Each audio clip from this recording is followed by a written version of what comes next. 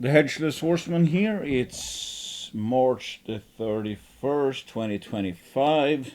We're soon into quarter two, which is going to get interesting because we're getting closer to drill season for some juniors, also assets for some juniors that are already drilling. Anyway, first of all, thanks to the sponsors. Let's look at the markets. Gold still going. It's just remarkable. I mean, it's gone so fast that it feels like we're at 2000. I mean, it wasn't that long ago one was actually dreaming about pushing through 2000. But gold just keeps on going. Silver is still lagging a bit. Copper is having a bad day. Oil is going a bit higher. I mean, the big thing, I guess, is that there's a bunch of tariffs that are supposed to go into effect. It might be even 1st of April. So I usually don't keep track that much when it comes to macro stuff, because again, I try to basically close out everything that might influence me, because again, if do I make a case based on tariffs and what I'm betting the effect of the tariffs are, but then I'm going away from value investing, because obviously tariffs doesn't really change the grade or potential margin, at least not directly, when it comes to any mining operation. I mean, obviously input prices and all that, but I'm thinking more like early stage exploration, pre-development mostly, right? And at the same time, I mean, gold has been going up. So yeah, I mean, some companies might have some cost inflation. But if gold is going up, I mean, my point is that there's so much to guess. It's like you can just look at the gold price. Oh, gold is at 3,150. If I was a betting man, which I am, I would think that, oh, gold, any company with gold should be flying, beyond flying, let's say. The gold miners are doing well, but the junior sector, where the retail shareholders are the ones setting the prices, they haven't been flying. And I mean, when we were bouncing up at $2,000 for quite a while, I mean, we hit it, I think, 3 to 4 times before it broke through. And each time, the typical junior had a lower high every time we hit 2000. So even if you were kind of correct in a sense that gold would go to 2000 again, near all-time high, for the first time that was 2020, after Corona, I think, or during Corona, I guess. Then juniors did well. Next time it hit 2000, wasn't as good. Third time even worse, yada yada. So it's not like, and even when it broke through, you heard people say that, okay, we need a definite breakthrough of $2,000 gold, then the junior sector is going to start to come back, and there were different thresholds. Some said 2,200, some said 2,300, and for sure 2,400. Still haven't had this kind of mania start, or a huge momentum hasn't kicked off, not even through $3,000 gold. My point is, there's a lot of stuff out there that you can possibly know what's going to happen, and even if it does happen, like gold going to 3,000, if you were in some different gold units, I mean, you wouldn't really get paid for it yet, at least, even if you were right where the gold price is going. So that's why, again, I'm sticking to the idea that if you get the micro correct, macro becomes a bonus. Because let's face it, I mean, any gold junior out there that, let's say, has created substantial value over the last, whatever, 1-2 year period, I mean, have done well. it's like, I mean, there's cases like Snowline, even in a bear market, it did well, yada yada. So what I'm saying is like, if you can kind of get that right, on average, you should do at least okay, even in a bear.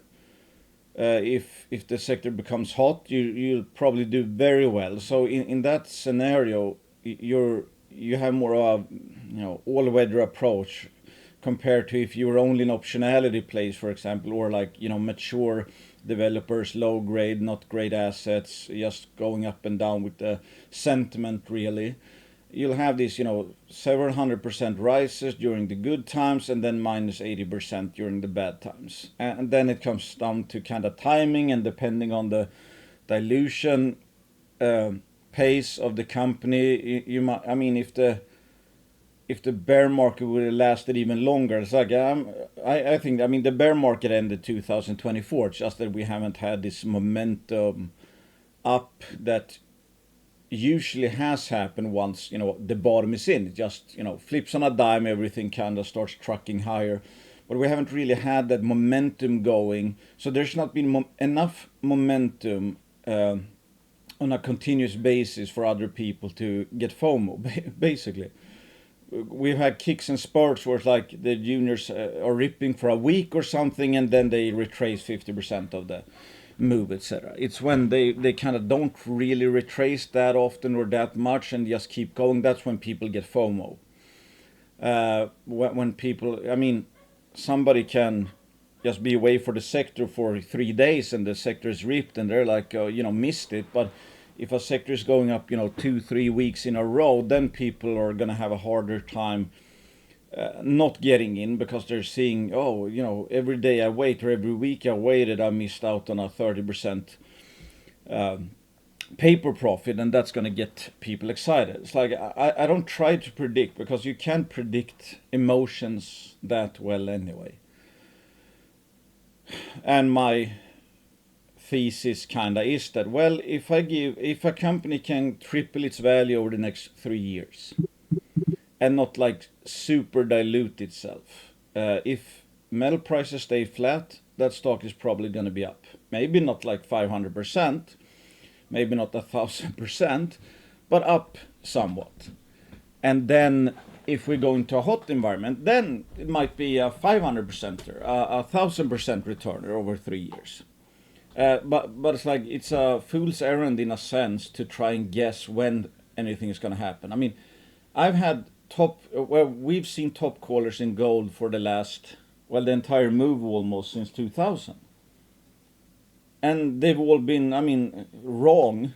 That's why I don't try. I have no idea. It's like, I would expected a correction to happen, I was going to say, a long time ago. I mean, it feels unusual to see gold going like this. And I guess that also might be, play a part. Everybody's been buying high so many times and been disappointed that any time they get enthusiastic about the gold or the gold mining space, they've been burned, which is typical. That, it's the boy who cried wolf. It's like at some point they stop believing in it in a sense. But it doesn't matter. I mean, if you're a gold producer, this is the reality. If you're not a gold producer, then you're much more at the mercy of sentiment, of course. And that's what we're seeing in the junior space. But it's like, that's also a good idea, because it's not rational by any stretch of the imagination that gold projects shouldn't have be trading at the highest values ever, basically, even in relative terms. I mean, we can't get away from the fact that gold is at all-time high, margins are at multi-decade highs. So gold coming out of the ground is as valuable as it's ever been, and that's not really reflected. So it's like, okay, and then you can try to explain it. I mean, I see some people who are waiting for a 1929 style depression, and they think that the market is, I mean, that's the thing. It's like, oh, the market must know something. Well, I mean, Barrick and Newmont aren't that cheap. Lundin Gold certainly is not that cheap. Agnico isn't that cheap. It's not like they're expensive per se, but they're not at fire sale prices. So I have a hard time believing that yeah, it's the retail investors though they are the smart money. So they're, ounces in the ground that have $1,000 margin today and selling for $50, for example, in projects that can actually be developed. Yeah, it's smart money that knows that, they're actually worth $50. I mean, I have a very, very hard time believing that. And also, remember, it's like every single bottom or top will have a different narrative. Why it's going to go lower. Why this is actually not the time to buy, because the market knows something. They know this will happen, or this will, basically this will happen. Because the only way to explain it, this does not jive with the gold junior valuations out there. So the only way to explain it away, if you're looking for excuses not to buy, is that the junior sector knows something. That gold prices are actually going to crash, or that there's going to be nationalization of every gold deposit and all that. And then again, I come back to the fact that, well, Barrick is not pricing in that there's going to be a huge nationalization. Barrick is not pricing in that there's going to be a huge sell-off in gold. But the retail investors would know that. No, I mean, I don't buy that for 1 second. This is kind of interesting. Taleb here, Trump team weighs broader, higher tariffs 18 hours ago. The only rational explanation, they're super long gold. And that's not bad to hear, per se. But anyway, let's look at some news, etc. Magna Mining announces AUCU results and provides an update on the McCreedy West mine. So they drilled that, around Levack and McCreedy West. And, I mean, barn burner grades that you only see in Sudbury, I guess. Well, not many places at least. Like 7.3 meters, so 8% copper.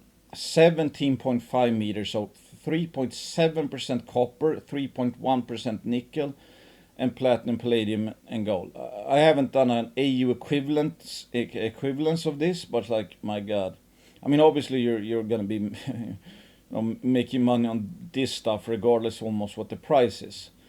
And I actually just mentioned or talked about Magna Mining on K Report. I mean, and we discussed the fact is like Magna has, I mean, back in, when was this, 2021, when they were drilling around Green Hill, the stock reacted a lot to exploration results such as this. Now, I would say that marginal investor, Mr. Market's view of Magna is a developer. That the future of the company is gonna depend on, how they execute on development, cash flow. It's not a pure, it was never a pure exploration story, but that's the main thing. And I say this a lot of the time. The market, for better or for worse, can only really have one narrative in its head at any one point in time. Multi-asset juniors typically tend to get priced on one asset and all of that. So now, given the, let's say, lack of response today, for example, it feels kind of obvious that it's in the Magna is under the developer umbrella, or the production umbrella. That's what I think Mr. Market is mostly focused on. So it's like the people who are mostly interested in Magna right now and driven up the price is after the production story. In that case, they don't really care that much about AUCU results, because that's not what they have bought in for really in the recent past. So they're not going to get much more bullish, because they're looking at how's the development going to go. And these AUCU results doesn't necessarily change anything except showing that, there's probably more very valuable ore to be developed. But this, again, is going to come into effect assuming they actually, McCreedy is actually in production already. My point is, this does not change the development that much. And it's not a new discovery in a sense. It's kind of, if anything, I guess it confirms the merit of developing these assets. So I actually today, for example, I think Magna is down a bit. I actually took some additional shares, because I mean, one thing is like again, it's like I'm very bad at selling. I don't really sell any short-term tops or even long-term tops or medium tops. But I'm looking at this. Well, these were good asset results. The company is kind of flush with cash. Obviously, the pipeline is enormous, as we can see also in the actual news. On this map here. I mean, one producing asset, copper rich. Copper is doing very well also lately. Plus 4 permitted mines, and a bunch of ground on top of that, and here you have the scale bar. So I mean, obviously Magna could be exploring putting more mines into production and growing for basically years or decades to come, just based on their current asset base. And I would think that sulfide nickel is going to come back in vogue one day, because the laterites can't go on forever, yada yada. So if we're talking really long term, I don't find this to be a very high market cap in light of this in the hands of the current management, which is a lot of them are ex-FNX people, the same FNX people that drilled this historic hole here, FNX 33, 32, 3. I don't necessarily think it needs to be more complicated than that. You're basically betting on management, and this picture here says how much management has to work with.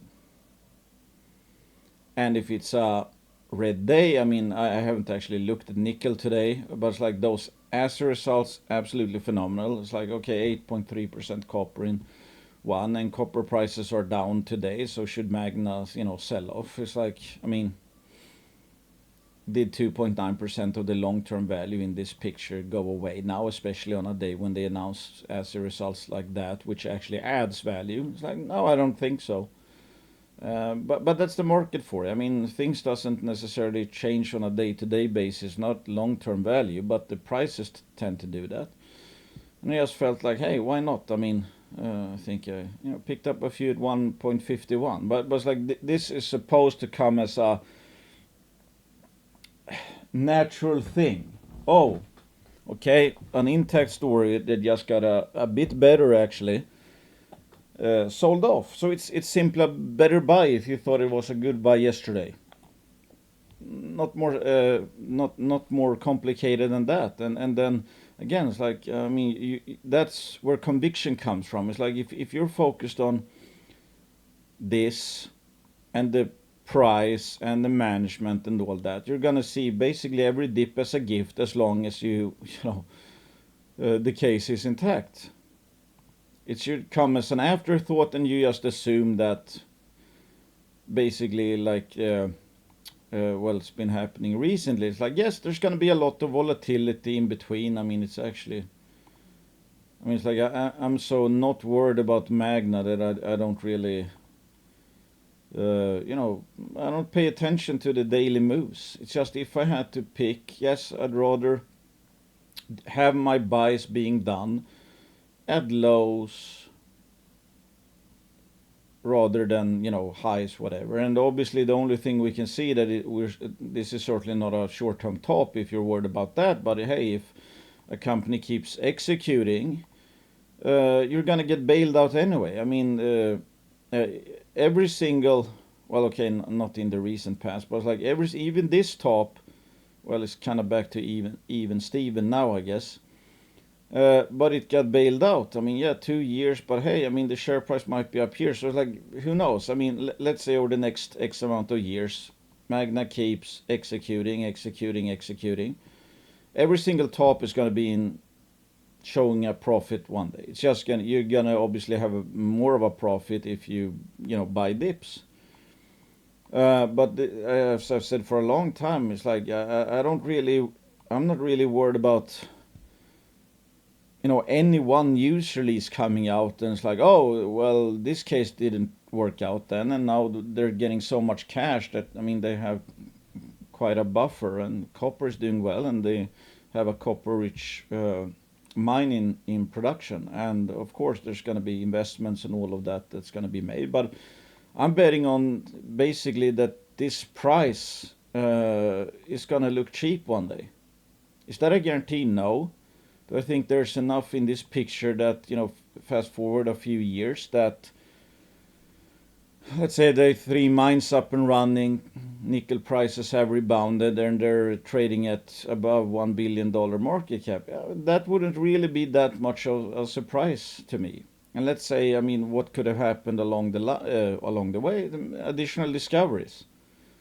And the picture is even better, basically. I think that's a pretty simple bet. And as always, time is the friend of the good management teams because they create value and solve problems. Stark contrast to a bad management team which wastes money and destroys value and creates problems. So all else equal, the longer you hold a bad management team, the higher the likelihood that you will have a loss. Whereas, like, if you give a good management team 3 years to create value, they probably will have created more value over 3 years than they would over 3 weeks. Simple as that. The only way really, in my opinion, to capture the alpha of a good management team is to give them long holding periods. Because even Michael Jordan can't win a game in 1 second. But if you give him 300 games, he will have much more of an impact and his team will probably win. First Nordic Metals announces warrant and option exercises. The business plan raised 1.4 and how much have we? 1.2 aggregate proceeds of 1.6. So there's cash is trickling in a time when people are, I don't know, maybe kind of worried about what could happen. But like Barsel itself is fully carried by Agnico, and I actually take that as a big thing. And now we have a lot of cash, though, so it's not like it's any risk to First Nordic. But just knowing that, like, hey, the most de-risked, the flagship asset, the tier 2 project, the bird in the hand, the very good looking bird in the hand is still, well, for better or for worse, it's fully funded. Unless Agnico goes bankrupt, we're gonna have ownership of the asset. And if we take them out, the story just became a lot better, and I think a lot of interest will come in. So there's going to be, again, yes, we're not fully carried anymore, but all of a sudden you own 100% of or at least on the way to owning 100% of one of the few tier 2 projects around in a tier 1 jurisdiction with a land package 100 kilometers long. I cannot understate, I think, just how rare a good solid gold project, a solid deposit that's actually mining worthy and of scale above 100,000 ounces per year, around 200,000 ounces per year with a 100-kilometer land package in a mining friendly area in a tier 1 jurisdiction. You think gold is rare? Projects like this, how many are there out there? Not many. It's like these doesn't grow on trees. This is the only one in Sweden which fits this. And if you look at most other tier 1 jurisdictions, how many juniors have a tier 2 deposit with a free option on a tier 1 camp? 100-kilometer continuous land position. I'm not sure there are many. Not with good infrastructure and the cheapest power in some of the cheapest power in the world. So, as always, I think First Nordic is just ridiculously undervalued, absolutely monstrously undervalued relative to the actual value of their assets, especially at a gold price of $3,150. It's just insane. It's like the recent analyst report had what all-in sustaining costs of, like, what was it? 1100 to like 1300 or something. I mean, that's like over $1,500 margin per ounce at today's gold price. That is, I mean, that's just obscene. I mean, there's mines out there with $2,000 all-in sustaining that are making money. We've seen billion-dollar deals on assets with $1,900 all-in sustaining, like was it Musselwhite or Eleanor mine? Around 200,000 ounces of production. Yes, they are in production, but those are, typically tired mines that have been mined for 10 years plus, and they're at like 1 kilometer depth and have 1,900 or 1,700 all-in sustaining, and they sold for $1.2 billion. Barsele is a better deposit than any one of those mines. Now it's just absolute crazy, in my opinion, in my biased opinion, and that's obviously why I'm betting so big on First Nordic, because I can't find this type of quality, this type of upside potential for this cheap out there. And you're seeing worse projects, but granted in production, selling for 1 billion plus. And you see Rupert trading for 1 billion. Then we have Inflection. I haven't talked about this news release yet. AngloGold Ashanti designates 4 Inflection Resources projects for phase 2 of exploration earning. We had fast-tracked phase 2. We had Duck Creek get fast-tracked into phase 2. Then we had Trangie, which seems that, as you probably know by now, looks to be even closer to a discovery, and apparently was the favorite target from the get-go of Douglas Haynes, the famous geologist who helped made the Kamoa-Kakula discovery, that built Ivanhoe, made Ivanhoe Mines into a $10+ billion company, and also the Olympic Dam discovery in Australia, which is one of the largest mines in the world. So we just happen to have the best hit so far near his favorite target in Australia. And these are copper gold rich porphyries they're mostly after, which the Macquarie Arc is famous for, Cadia being, I think, the largest gold mine in Australia, and is a copper gold mine, a copper gold porphyry. I think that deposit, if you found that today, is probably worth, last I checked an UBS report, this was some years back, I think they put a net asset value of Cadia at $10 billion. $10 billion. That's obviously the behemoth in the camp. You can find a company maker without finding a behemoth like Cadia, because like Inflection with a royalty and all that would be $3 billion. But again, that is also in production, yada, yada, yada. But today the copper prices are higher and people are expecting them to be even higher. But my guess is that this part of Australia especially, probably one of the best places in the entire world you would want to find a cluster of copper gold porphyries. And that's obviously how they got AngloGold excited. So now we have 4 projects.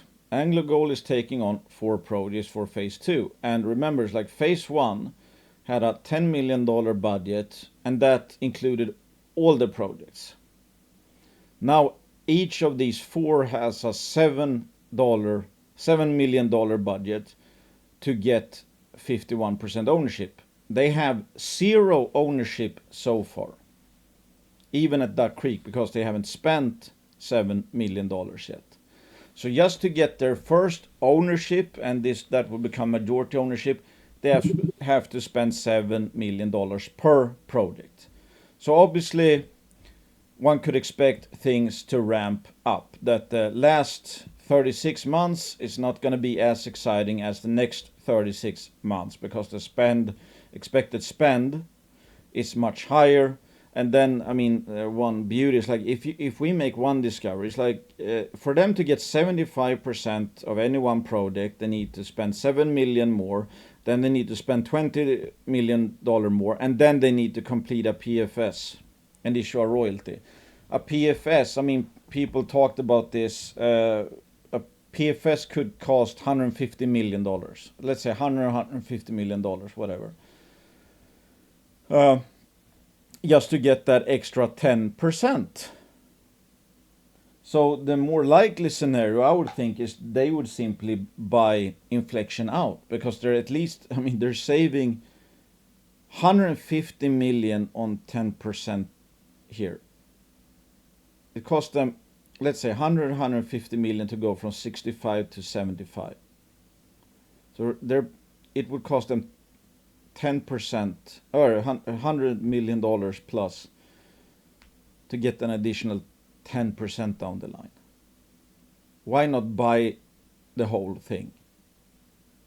And how much are they prepared to buy the last 35%, let's say, if they know that, well, it's going to cost us 100 million to get 10% extra, and then there's still 25, so 2.5 times that to go up to 75%. I think it's kind of, their deal is very much front loaded, that it's kind of, I'm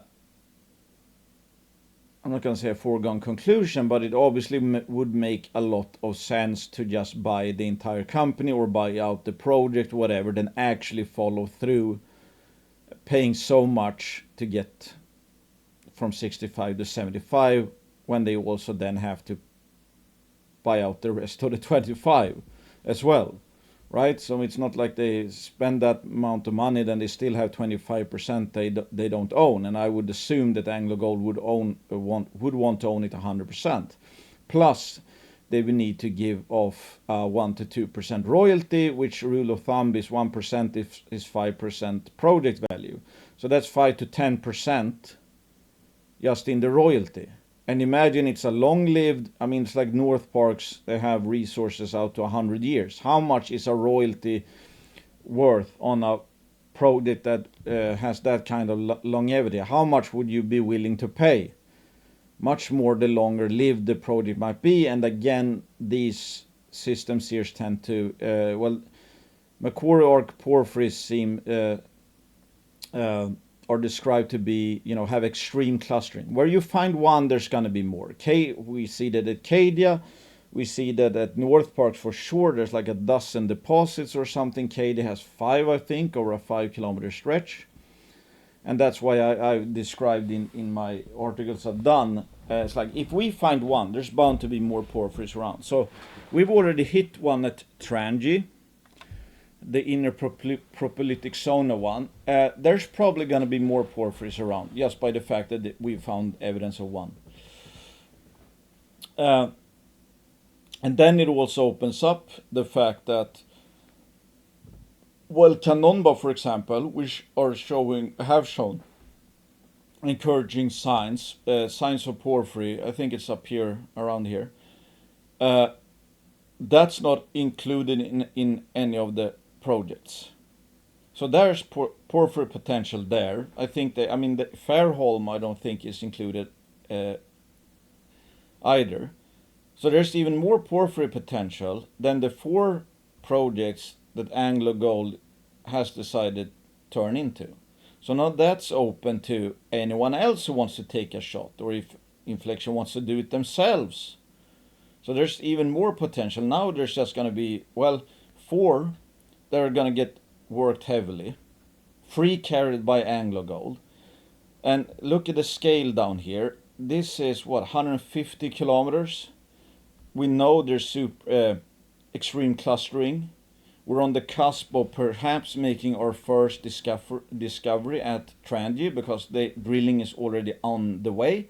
And we know they are only looking for, the goal is to find, $1 billion+ prices, because Anglo Gold has, I think, a 17 billion market cap, and Alistair has time and time and again said that we want to make world-class discoveries. So the price is huge and could obviously be boosted by copper prices are near all-time highs, and people are expecting the supply problems to be more prevalent as in the coming few years. So copper prices, who knows, might be breaking out similar as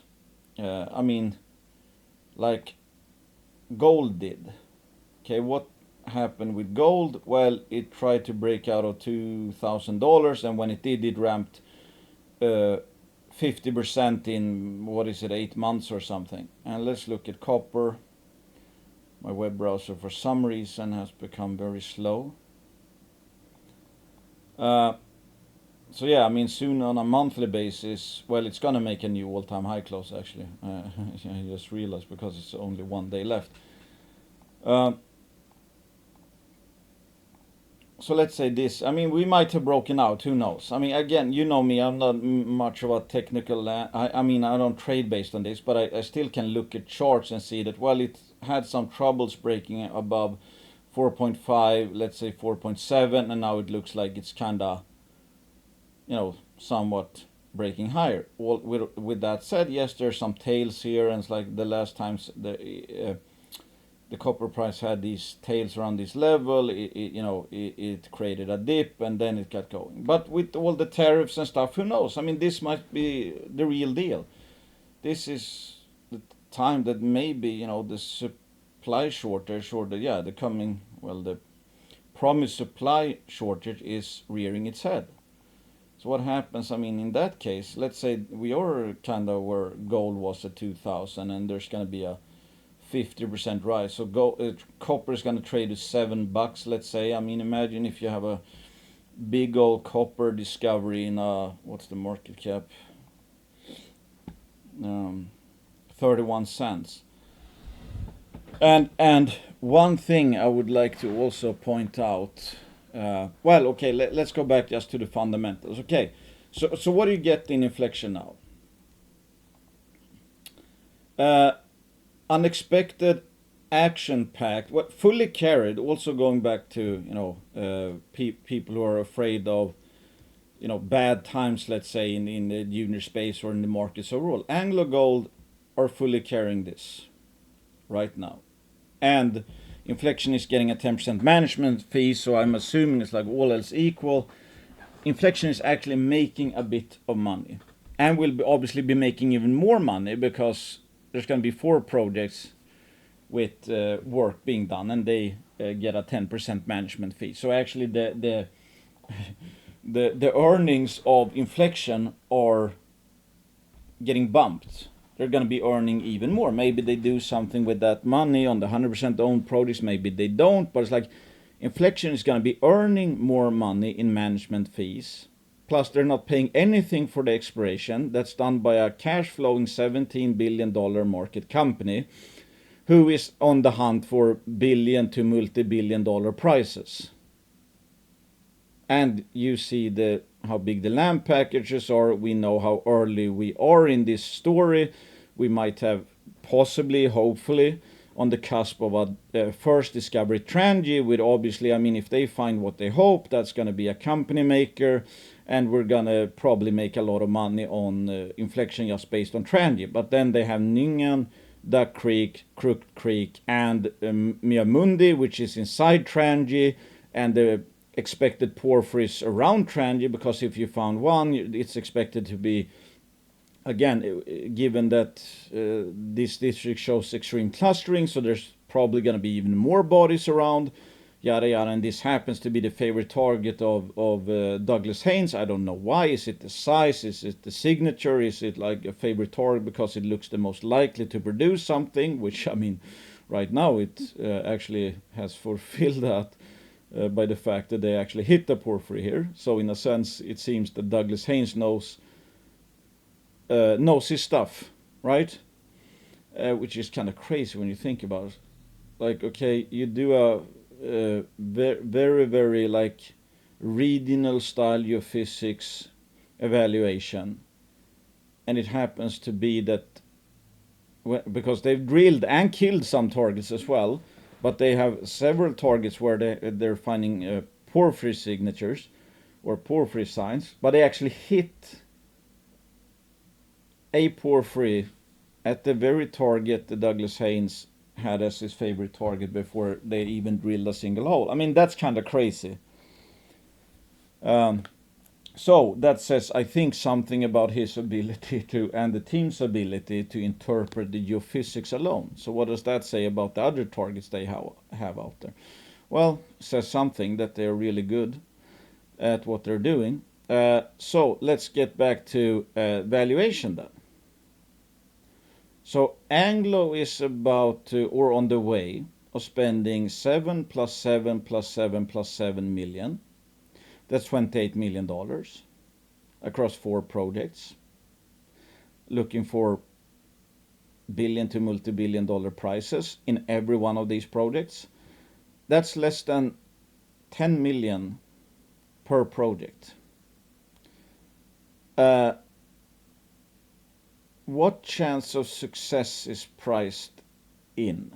So we know they're looking for billion-dollar plus projects, which they would fully fund up to a PFS. So Inflection is not going to have to pay a dime, basically, maybe forever at any of these projects, especially in the chance of success. So what's priced in? Not much. I mean, let's say you give each project what's that? Okay, let's say 7.5 million CAD priced in per project, which is absolutely nothing. I mean, 7.5 million, that's 10% of 75 million, right? So 10% of finding something worth 75 million.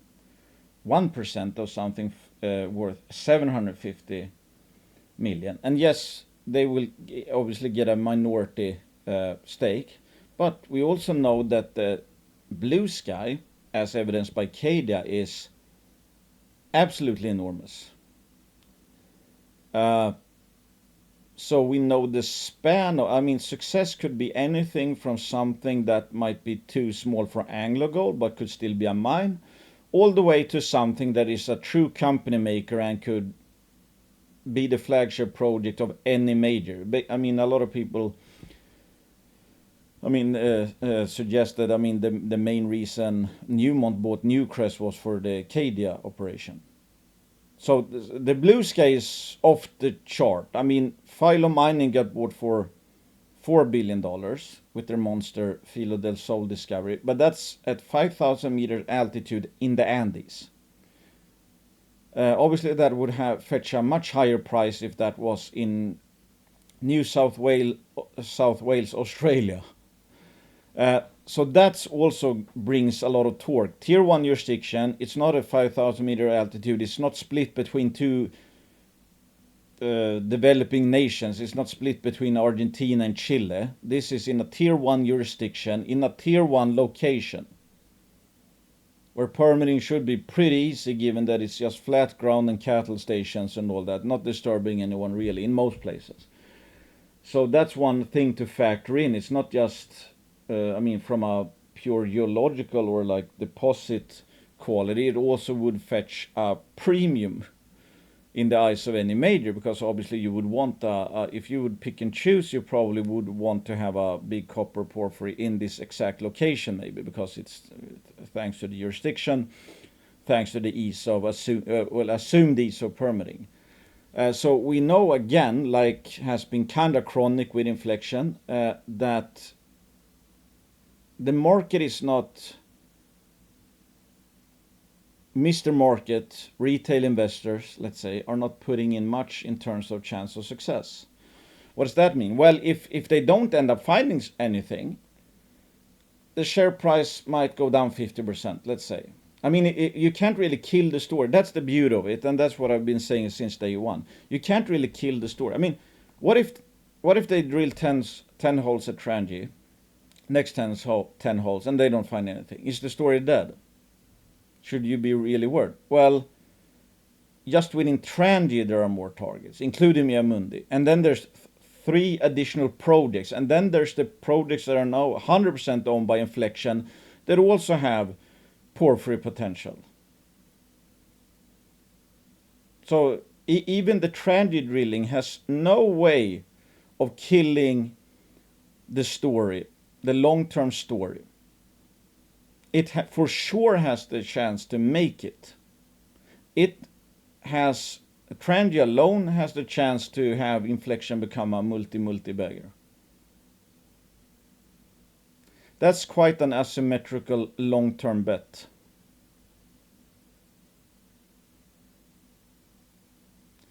And the cheaper Inflection is, the more asymmetrical it is. I was ready to take some for especially the HODL portfolios, because they're, even though personally Inflection I think is the biggest pre-discovery bet I have, I have some other positions and the overall portfolio is large enough that Inflection is not like 10% of my portfolio. But in some HODL folios, because I added after this news release to most HODL folios, especially when it dipped afterwards, because the way I saw it, and I talked about it at the time, they've never been closer to actually making a discovery, and for the first time we know they hit a porphyry, so it's the most de-risked.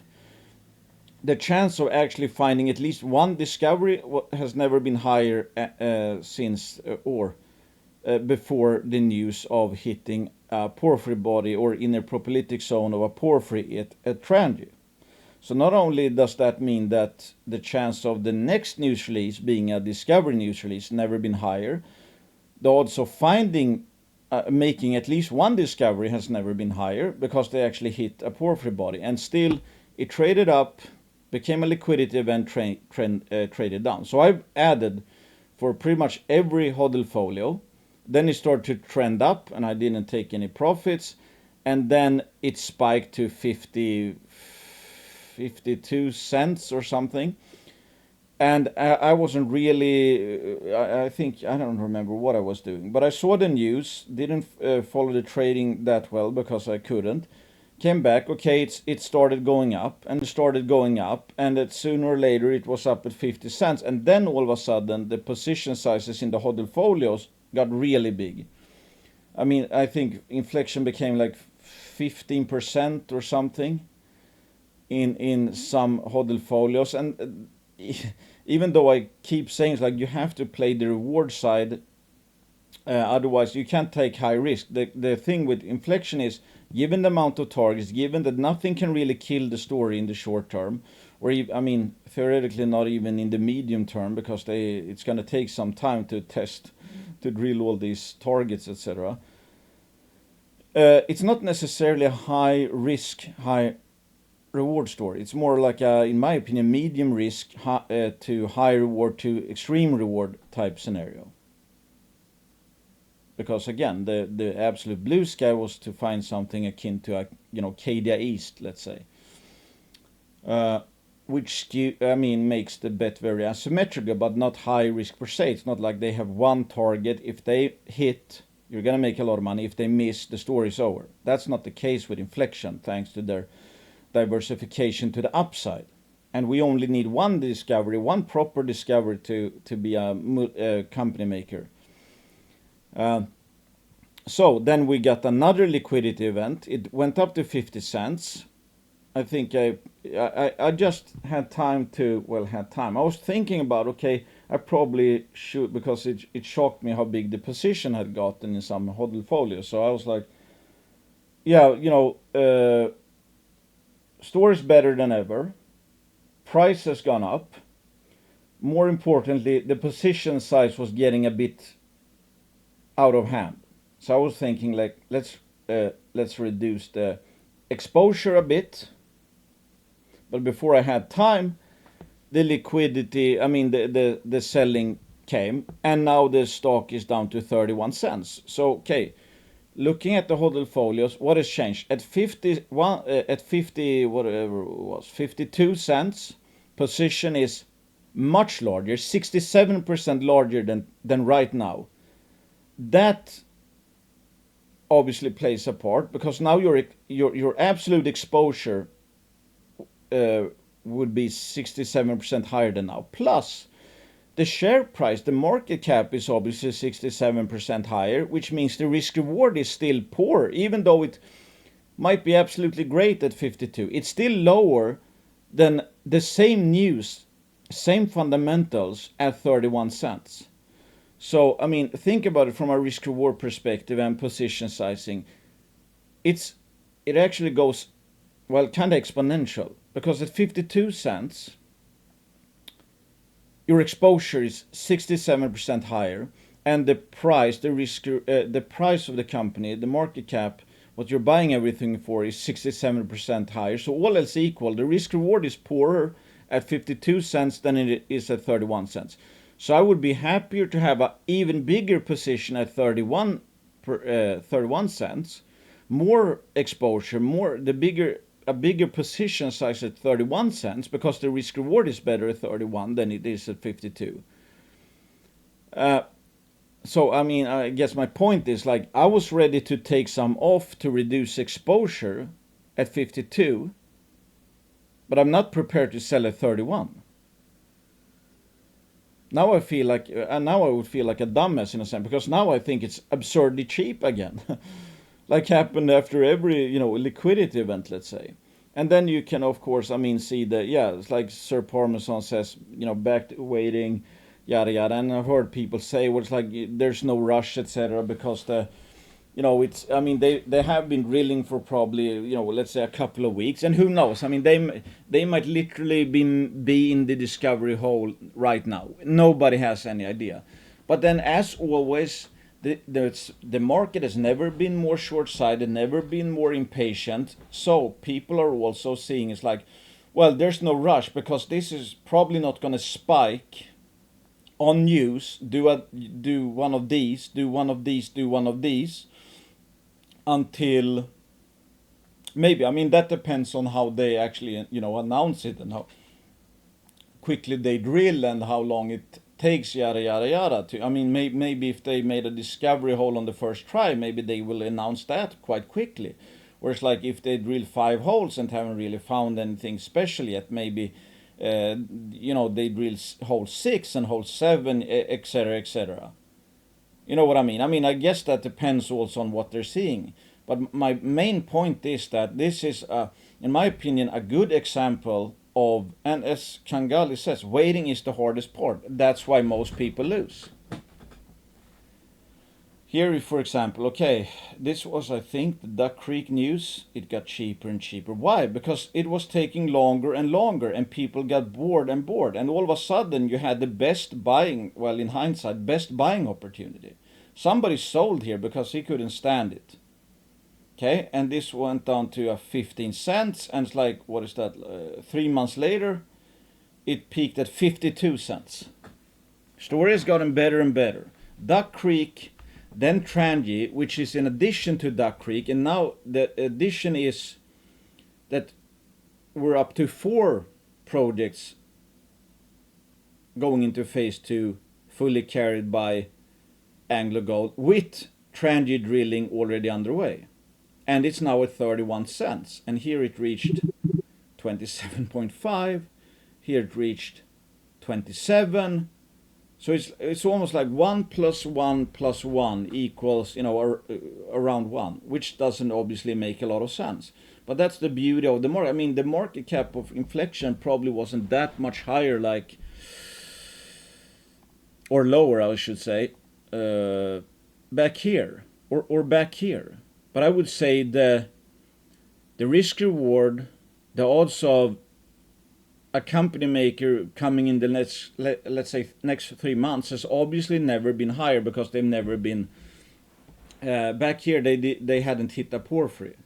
Back here they hadn't 4 projects going into phase 2 where the spend gets ramped up a lot. Back here they wouldn't be collecting management fees from 4 different campaigns to the tune of $7 million, right? So, and copper prices weren't at 5 point whatever it is now. So there's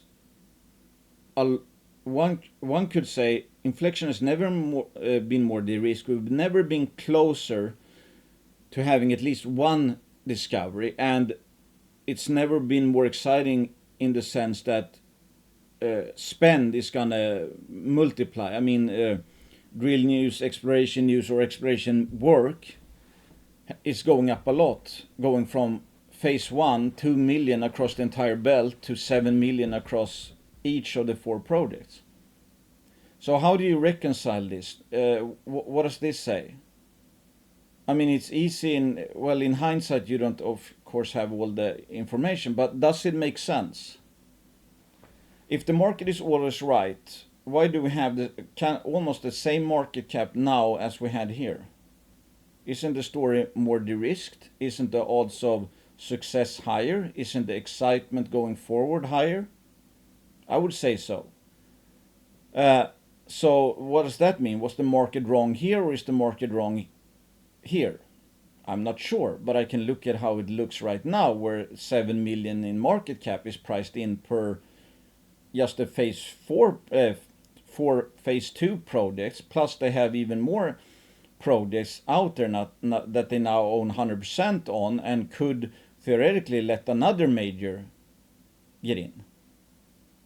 And again, we're chasing huge prices. So I would say, I mean, that's why it's like I can't sell at 31. I mean, who knows? I mean, the caveat being that I have to, for some reason. But from a risk-reward perspective, it's like, yes, at 52 cents, risk-reward is worse. Position size is even bigger, where it should be obviously the opposite, that the better the risk-reward is, and in this case where they don't even risk going into the dilution spiral. I mean, some juniors, or many juniors, most juniors, if price goes down and they will dilute, that means more dilution, of course. So it has a tangible effect on the risk-reward, that actually cheaper is not only cheaper. The risk-reward doesn't just get linearly better the cheaper it is, because it might mean more dilution unless they find, have some creative deal that is non-dilutive. But in this case, there's no obvious dilution event in sight. When Inflection goes down in price, the risk reward just goes higher. The risk reward gets better. Again, my point is, if it's not obvious yet, that at 52 cents, with the same news, because the news is just whatever, a week old, or 4 days, or 4 market days, whatever it might be. At 52 cents, all else equal, if you did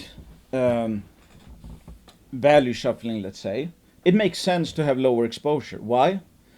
Because the upside is a bit lower, the downside is, in a sense, a bit higher. Worse risk reward. Could still be great, could still be some of the sector's best risk reward at 52 cents. But it's not as good as the same company with the same news as 31, right? So if anything, maybe you would have now I'm just throwing out numbers, like, well, here you have, I'm not going to, I mean, I don't think you should have maybe as the exposure I have in the hodl portfolio. So let's say 3%. Again, this is up to each and every one, or whatever. Let's say 5% here, but only 3% at 52. But at the same time, I don't want to be too clever about it. I mean, do I see upside when it reached 50 million CAD? Of course. They might end up making 1 company maker, or 2 company makers, or 3 discoveries. I mean, the upside is still huge from, what is it? Greatland Gold went up to 1.3 billion with a minority interest in Javieron. And that's not a tier 1 deposit. It's a big and good deposit, especially at the time when, I guess, the more they learn, it's like, okay, it's not a tier 1 perhaps, because there's some, let's say, geometrical problems or whatever. But that gives you a sense, like a minority, if you would find a tier 1 discovery in Australia, and you have you would at least get to keep 25% plus 1 to 2% NSRs, which is up to 35 actually project interest if you use the rule of thumb on the royalty value. Well, we know Greatland Gold went to 1.3 billion. So it's a 20 bagger to go from 50 million to 1 billion. And then there's another 6 bagger. So a 26 bagger. And Havieron wasn't a tier 1 discovery. So, and we obviously have potential to make 0 or 1 or 2 or 3 or 4 or 5 or 6. So it's not like, at 50 million market cap, when it's pricing in whatever, 12 million CAD per the 4 projects. Oh, that's expensive. No, I just think this is again back to ridiculous cheapness, but it also makes sense because the market is kind of, I was going to say, being taught like liquidity event, some people sell.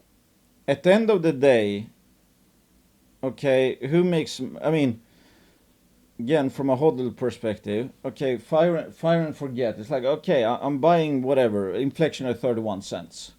I give it 3 years.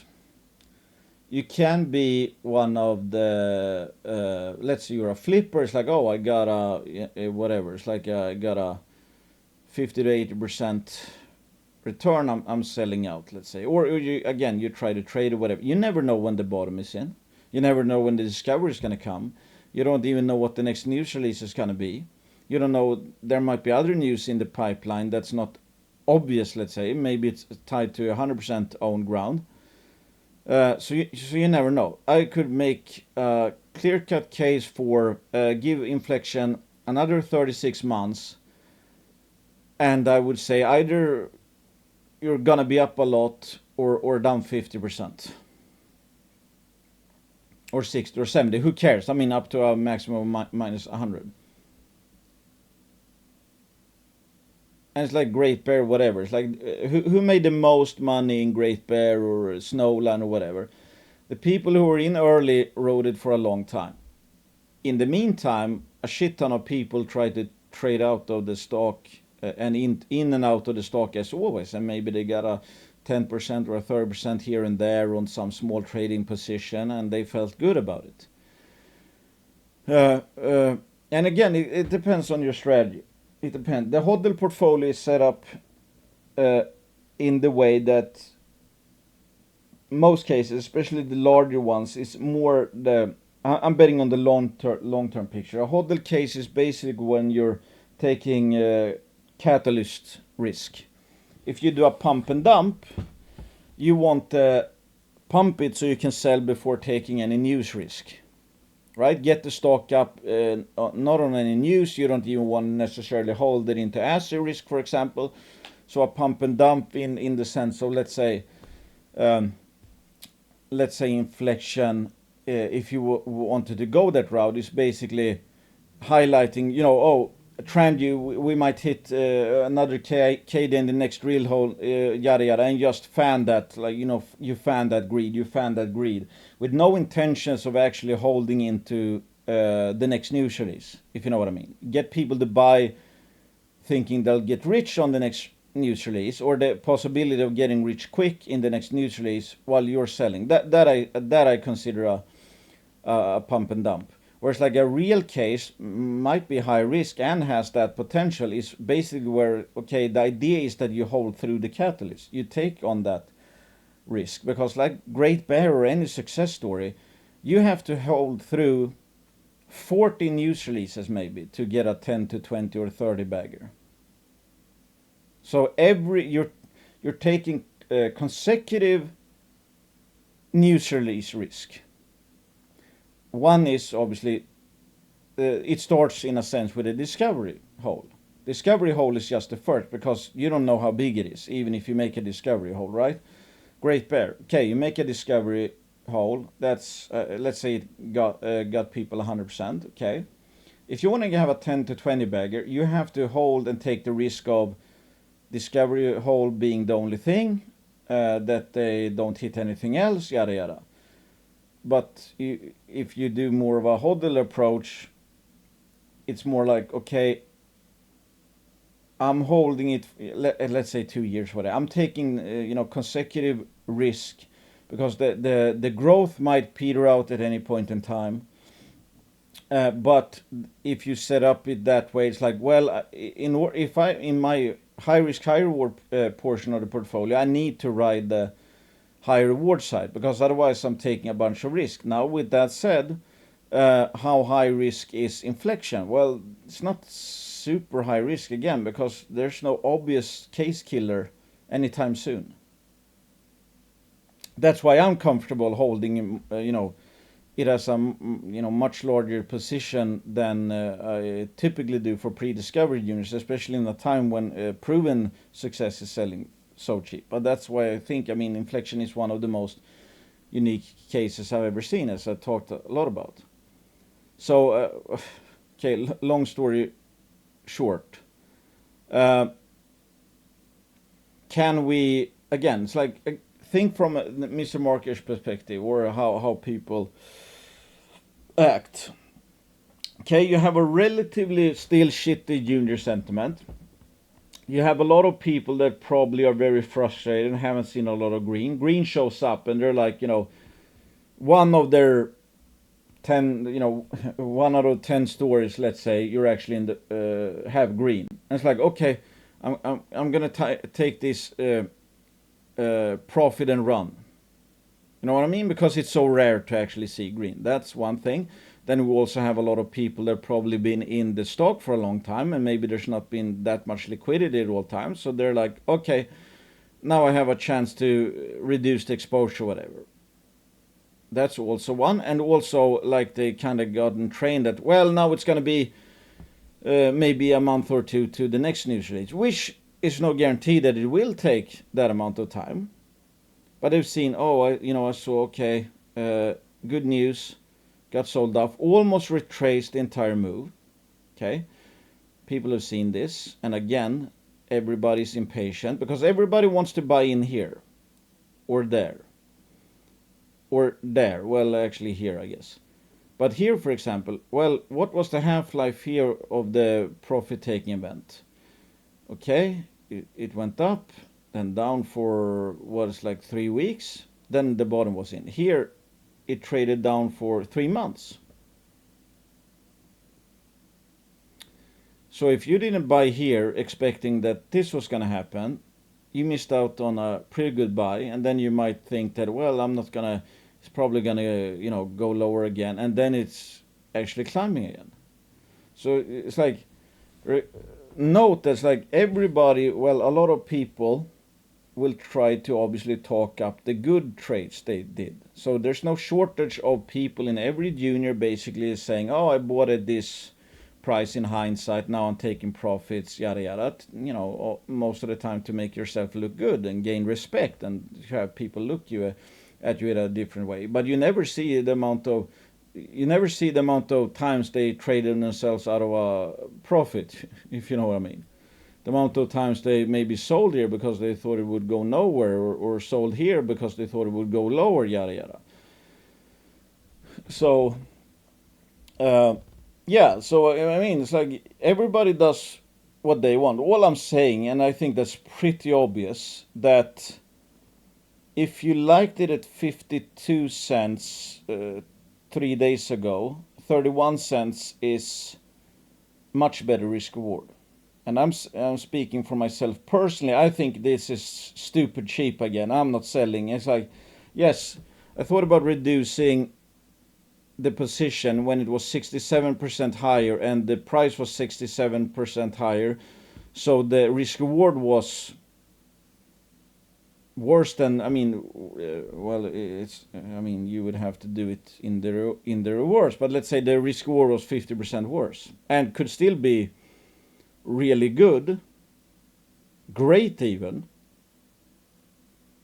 but then it's even better now, obviously, because there's no dilution spiral either. It's the same fundamentals, no dilution spiral, just a much cheaper price, meaning that, well, there's obviously much more upside to 500 million from 31 million than 50 million. So it's just that the bet is just much more asymmetrical because the downside is always capped at 100%, whereas there's much more upside at 31 million than it is at 50 million, etc., etc. And nothing has changed other than that. So again, and I've seen actually, there were some people, and I might even have got enough thanks when it was up 50%. Like, thank you for bringing me into the story. It's like, people were treating it as a success. I don't consider this a success. I don't consider, even if it was up 50% or whatever it was, and it's up at 52 cents and everybody's in the green. It's like, I'm not in Inflection that's me personally. I'm not in Inflection for a quick flip. I'm not in Inflection. The case wasn't like, oh, one day I'm going to be up, I'm going to be up 50 or 80% on my position, and then I'm like, oh, this was a case that worked out. No, to me, and I know the same goes for the insiders, Alistair and those guys. They're not in. They can't even sell. They have basically, there's two avenues for them. Either they're going to lose money, or the other option is that they will be basically acquired, let's say.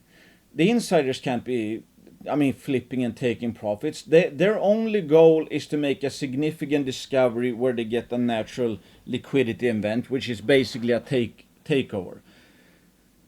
Their entire position gets sold at I'm not saying they will never take profits. Let's say Inflection goes to $3, and I would expect them to take some profits. My point is, for this to be a success and considered a success, and for the insiders to have it a success, Inflection needs to become, basically needs to get sold by a major company at much, much higher prices. That's what they're working towards. They get nothing out of a 50% bump here and there. That's not success. And that I don't consider Inflection to be, just because I'm up in it, or was more up here. That's not a success.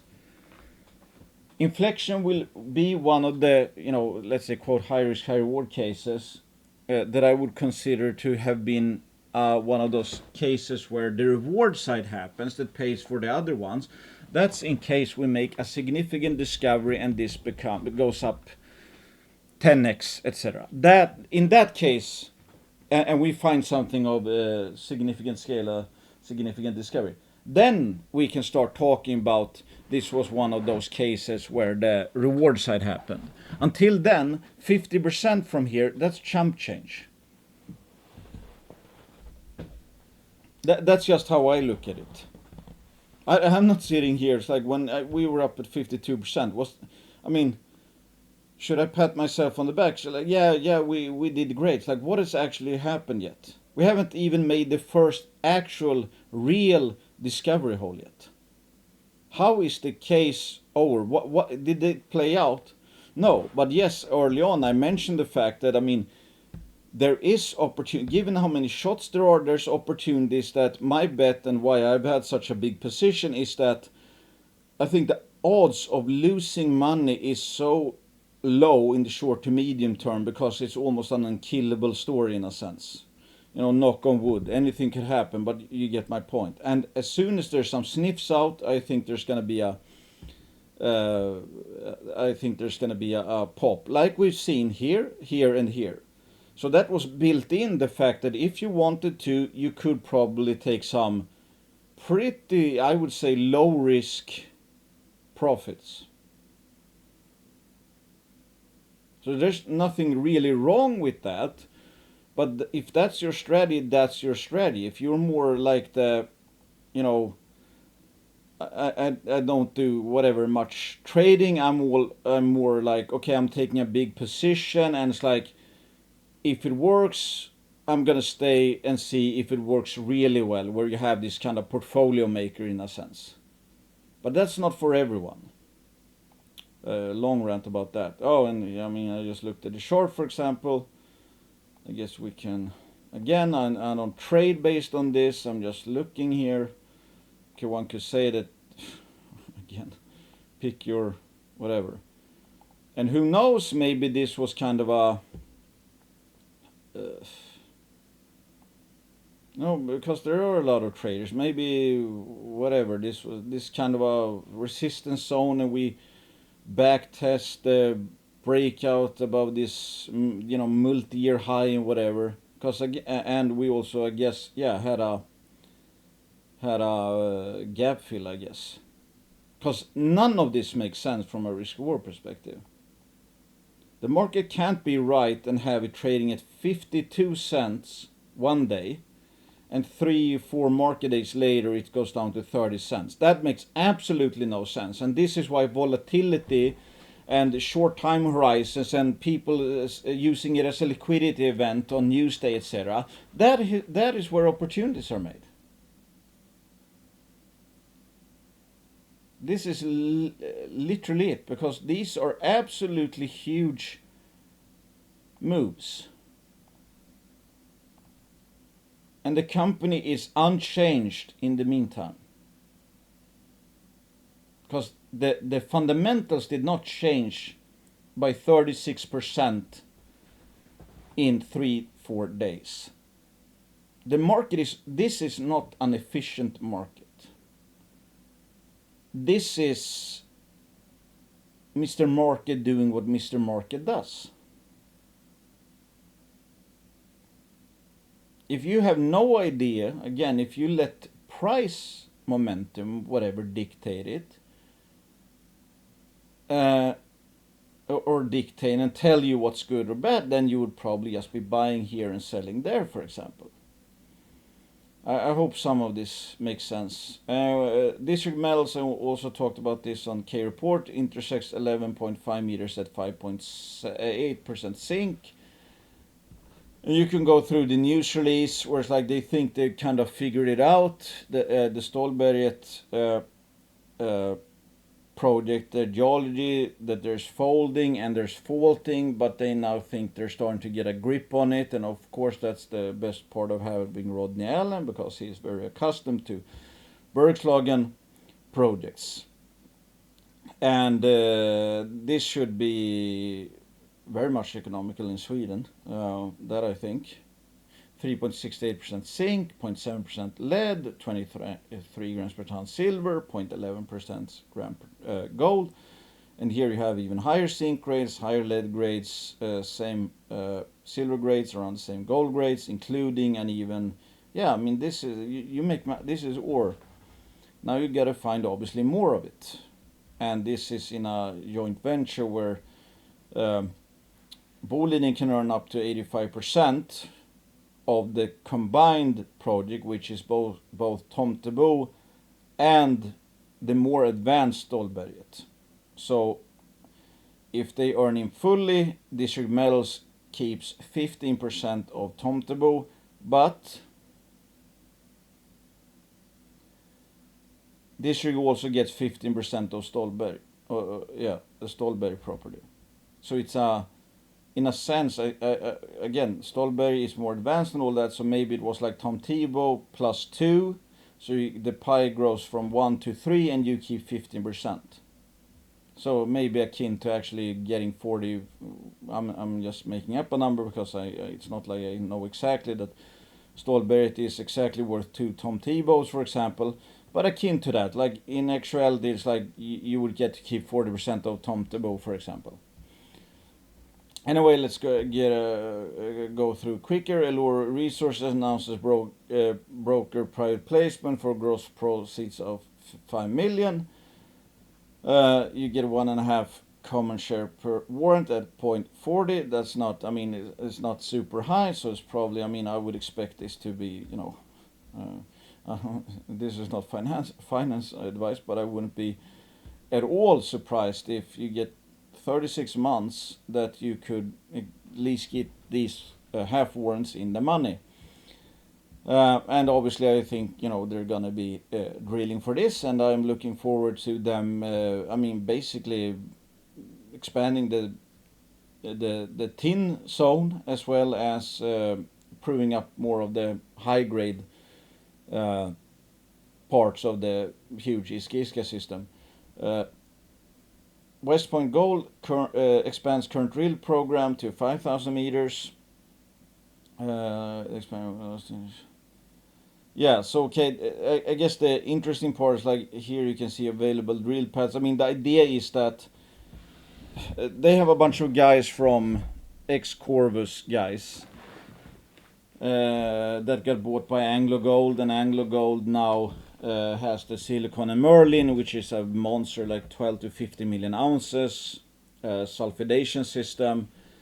And I think it was kind of found in this kind of environment where they basically thinks that maybe this was, I think if I remember correctly, maybe the source of even this kind of stuff. So it would be very interesting. I mean, the idea is that maybe I think this is a great looking deposit. I think, as per the company, exploration target of, let's say, 1 to 2 million ounces, good grades near surface, oxide heap leachable in Arizona, near a permitted mine, etc. So I think this could be worth quite a lot in today's gold environment. But there also seems to be like mothership hunting, let's say, that there might be even a bigger price in the same kind of environment where Anglo Gold made their tier 1 Merlin silicon discovery. So who knows? I mean, interesting. Obviously, that's why I personally like the risk reward, because I think the current market cap is gonna look cheap just relative to what I think is quite likely that they're gonna prove up here, and then you get this for free. So I mean, if there's a good chance you might get a multi-bagger from the Tyro vein system, which is kind of the risk. I mean, it's been trenched and drilled and all that, and you get a I'll take a lot of exploration risk if I'm not paying for it. If this is kind of a free optionality, it's kind of like First Nordic. I mean, if they hit nothing here and you still have a potential multi-bagger just from this, which looks quite likely. I mean, like akin to the Barsley deposit being, well, that's even more advanced obviously than this, but I think the Barsley deposit alone is worth 45% of the Barsley deposit is worth a few multiples of the current market cap of First Nordic. A bit similar, I think. This here, low-hanging fruit, half a bird in the hand. I think this is going to prove to be worth quite a bit more than the current market cap of what's the name? West Point Gold. Then you get this as a free option, as well as the northeast extension, for example. That's the risk reward I kind of like. I mean, I'll take a lot of exploration risk if I'm not actually risking much. If at face value I'm not risking anything really, except a bit of dilution to test it.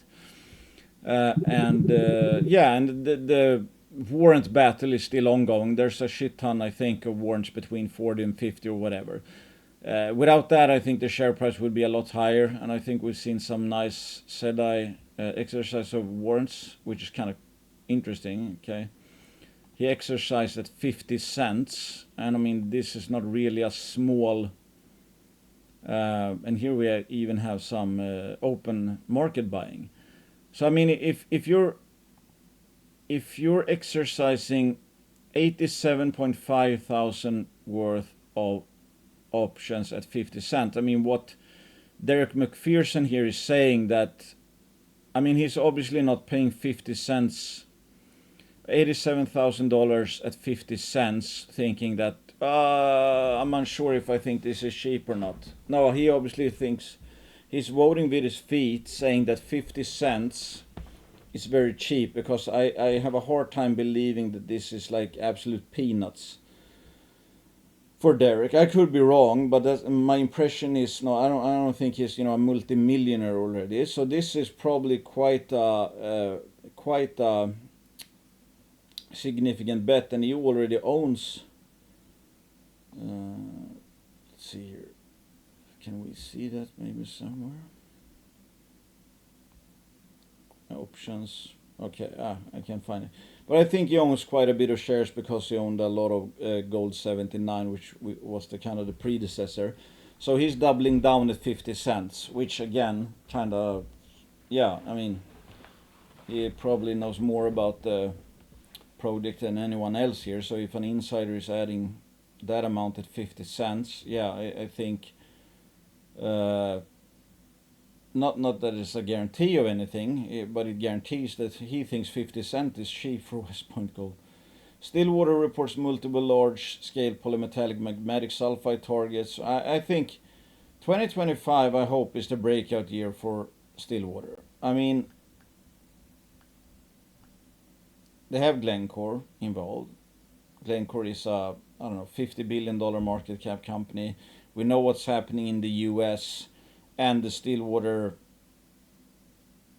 I mean, their system has, I don't know how many critical minerals it has, and used to actually be a critical mineral mine the chromium, I'm pretty sure. I think they actually, I think it was the US military that mined it even. It probably says here somewhere.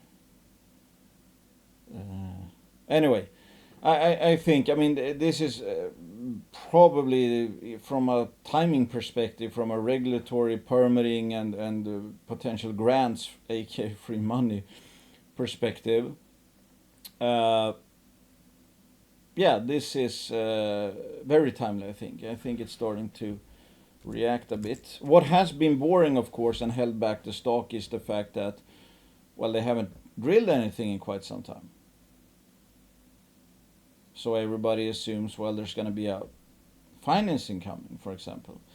I think there's a higher likelihood that, I mean, this might be, I mean, one would think if you have a system this large with a bunch of critical minerals for the military industrial complex, if nothing else, I wouldn't be too surprised to see them get some grant money of some sort.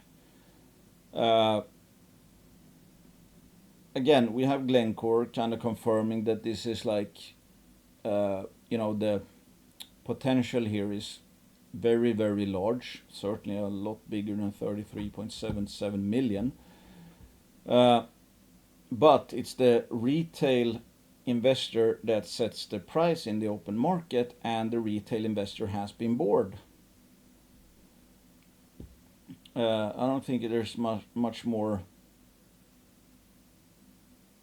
there's not much more mystery than that. It's the same with, I mean, look at almost any company, Junior.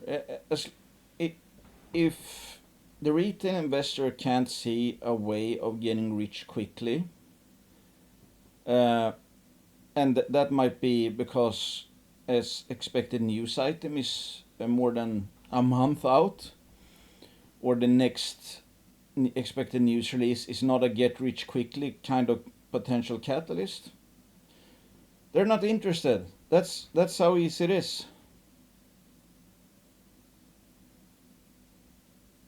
That's why it's like, if there is one thing you can probably, if there's one edge to have, that is the ability to buy when it's boring and everybody can see it's boring, and you're thinking that things are going to change. It might take weeks, it might take months, or literally might take years. Typically something can change and you get paid just for basically being able to hold something and be bored longer than anyone else. Yeah, same story. Goliath, okay. Talked about Goliath a bit, okay. And there's a lot of, as always, a lot of talk, etc. And somebody said dumpster fire today. I don't know exactly what it means. But, okay, can we have an idea why, I've talked about why I think this happened, for example. And where are we right now? Okay, we're not drilling yet.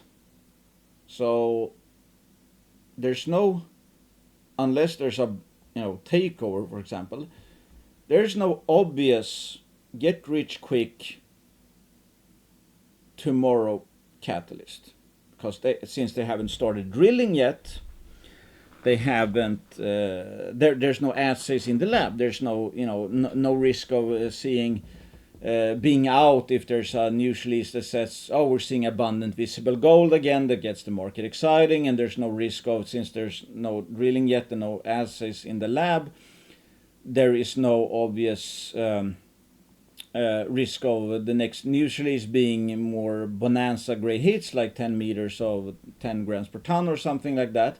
So it makes absolute sense why people are bored, because there's no quick way to get rich right now in Goliath. No obvious get rich quick catalyst. The thing is, again, what's going to happen?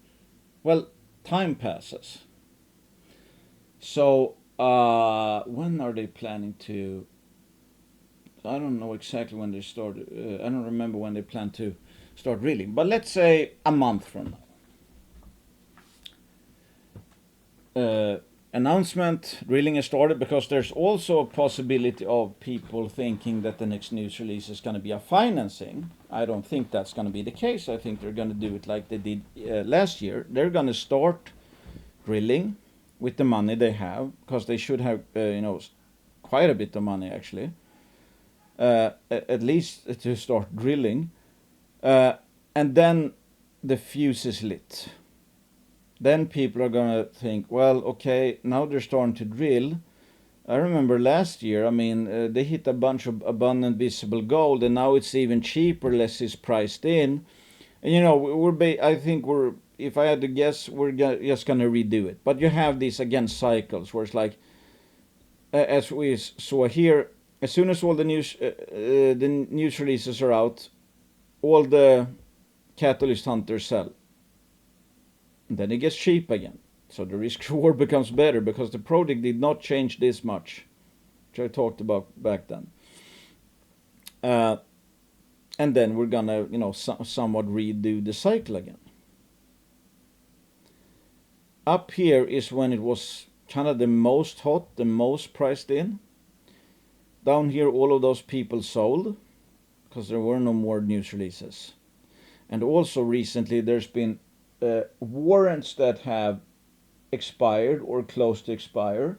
So you have people wanting to convert that to shares, and whatever position they had before, if they just convert to shares, they have even more exposure. But if they wanted to keep the same exposure, they will have to sell shares and exercise warrants. So even with the same amount of bullishness, if they have a lot of people have warrants and a fixed position size they want to keep, they will be selling and exercising warrants. So you have selling pressure from that. So again, there's a bunch of stuff, psychological, financial, yada yada, that dictates any short periods trading pattern. So now we have, again, even if the bullishness of the investors who hold the warrants hasn't changed, if they want to keep the same exposure, they would be selling a bit. All else equal means more selling pressure, means lower prices. For no other reason, no change in bullishness, yada yada yada. So if we fast forward a bit, again, if we play the, let's say, what was I gonna say? If from a somewhat low risk perspective, what do you think the sentiment is gonna be 3 months from now, when drill rigs are probably turning, assays are already in the lab, and everybody, what's the forum gonna say? Especially given the hits they had last year when they hit so much visible gold. Yes, I think people are gonna again get interested, and theoretically you could even buy when it's now quite boring and artificially suppressed, which makes it even more boring, because people are, again, like always, start to price in that, oh, price is going down, that means the project is not as good looking. Whereas like it's actually, let's say, people who get bored, they are selling, and people who are exercising warrants, they are selling. But people take cues from the price action, and then when the price starts going up again, the sentiment is going to change. People are going to talk about how good the project is, yada yada yada. This is never going to change. It's the same thing that happens in pretty much every stock, and as they say, nothing changes sentiment as much as price. Whereas like all else equal, it's even better risk reward here than here, and it's even actually closer to some potentially exciting catalyst like real start. And again, make it really simple. Inflection, for example, where you have, again, all else equal, and there is nothing really changed. Obviously, the risk reward is better at 31 cents than it was at 52 cents. That's not a rocket scientist. But there's somebody selling here, probably, who didn't sell up here. Why is that? Maybe they follow the price. Maybe they think, oh, the market is signaling that it's going to, take a while before we might potentially get rich or have a 50% bump or whatever. So they're going to find something else that's more exciting, that's going up like this, for example, and buy that, and probably buy that at the top, or maybe go into, something like akin to Goliath, but in this stage where excitement is high. I mean, you get this, you understand this. So the thing is obviously to not get sucked in my opinion, stick to the risk reward, longer term picture.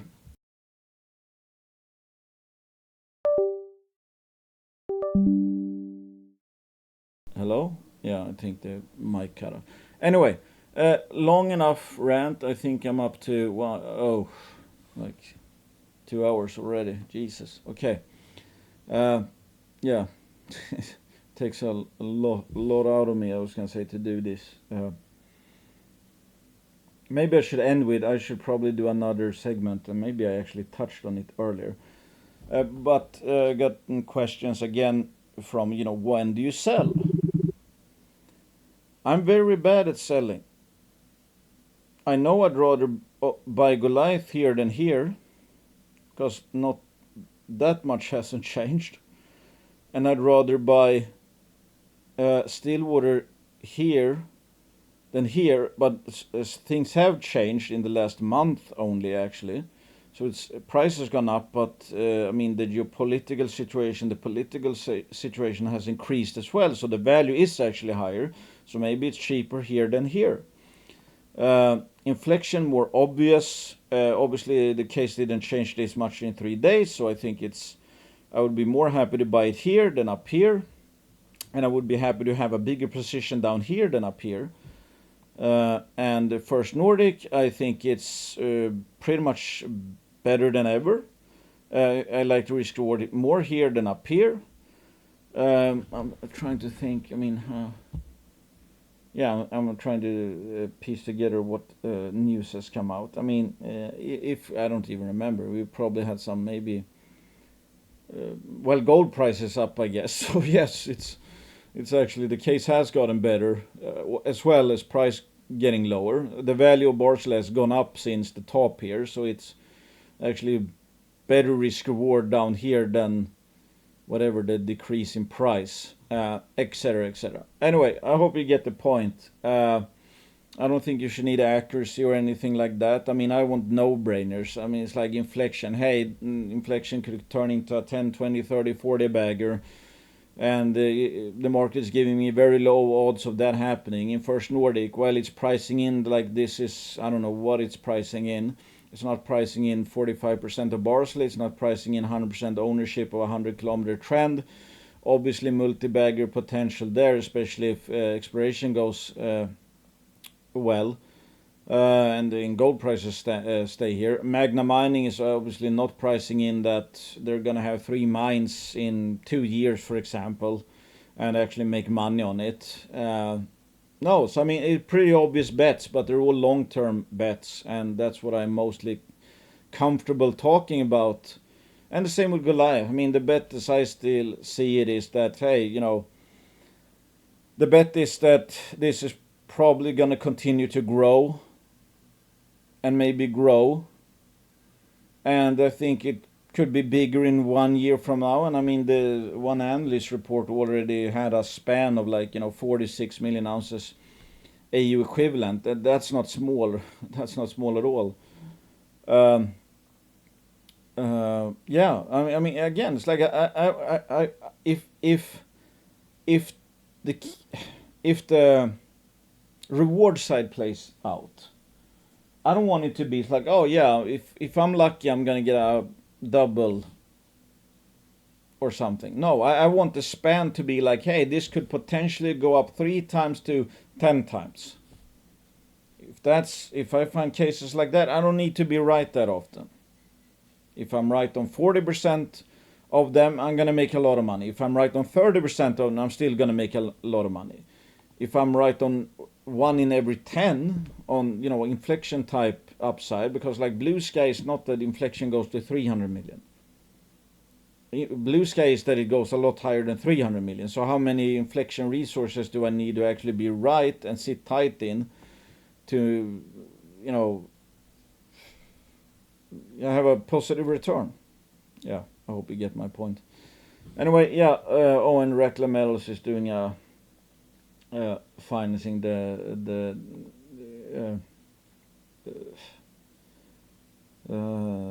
reduced intrusion related, snowline type exploration, just for what it's worth. Anyway, thanks for listening. Again, consider me biased. Assume I might buy or sell shares at any point in time. So if you think I'm at risk of pump and dumping, don't buy it. Make up your own mind. That's what I try to avoid talking too much about just short-term cases, etc. That's why I speak from a long-term perspective and mostly talk about cases where I see a longer term. The case is more longer term, because I have no idea what any of these stocks is going to trade for at the short time frame. And take profits when you want. It's like everything is, it's up to you. As long as you have a strategy where the risk and reward makes sense, you should do well. And some trade, some don't, some do the hodl approach, etc. And again, consider me biased. I'm pretty sure, I own shares of all companies I mentioned, so I'm biased. It would, in terms of paper profits, it obviously benefits me if the price goes higher. And at the same time, hey, maybe some companies, if they go lower, maybe I'll buy more and actually make more over the long term.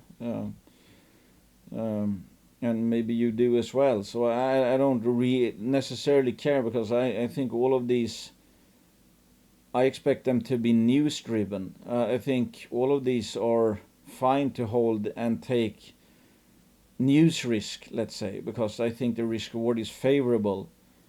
So they should stand up to, again, a pump and dump is more where it's like